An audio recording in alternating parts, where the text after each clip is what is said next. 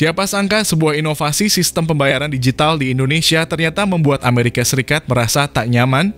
Kris yang awalnya hanya dianggap alat pembayaran praktis bagi UMKM, kini menjadi simbol kemandirian ekonomi digital Indonesia dan secara tak langsung membuat negeri Paman Sam mulai waspada.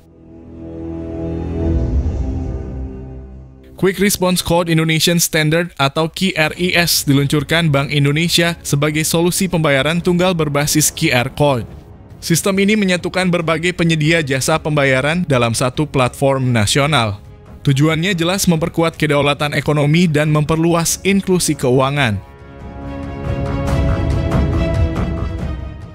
Tapi Kris bukan satu-satunya kartu truf Indonesia.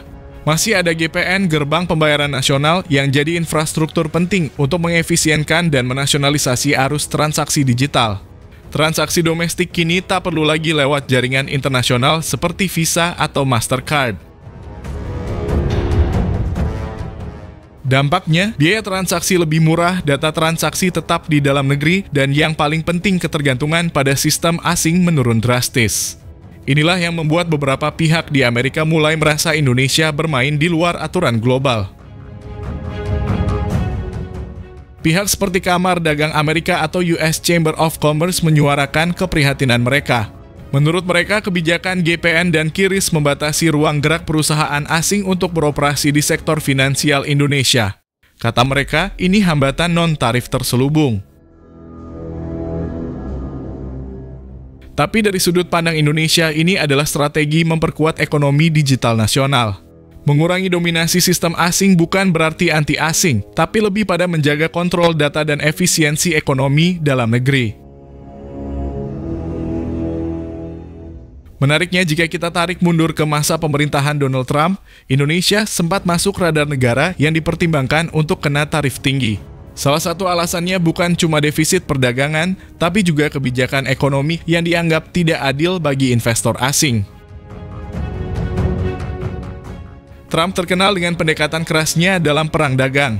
Ketika Indonesia memperkuat sistem domestik lewat QRIS dan GPN, langkah itu dipandang mengancam dominasi perusahaan finansial Amerika. Dan seperti biasa, tarif jadi senjata favorit Washington. Maka tak heran Indonesia beberapa kali kena sorotan dalam laporan USTR atau United States Trade Representative. Terutama dalam hal transparansi regulasi dan prioritas terhadap teknologi lokal, seperti penggunaan tingkat komponen dalam negeri atau TKDN dalam sistem pembayaran. Namun publik Indonesia melihatnya berbeda. Justru QRIS dan GPN dipuji sebagai langkah berani untuk mengurangi ketimpangan dalam sistem ekonomi global.